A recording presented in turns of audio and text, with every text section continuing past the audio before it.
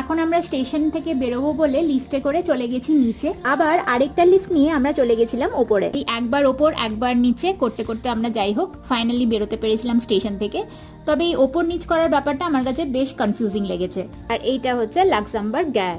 আর এই আমরা এখন চলে এসেছি স্টোরে।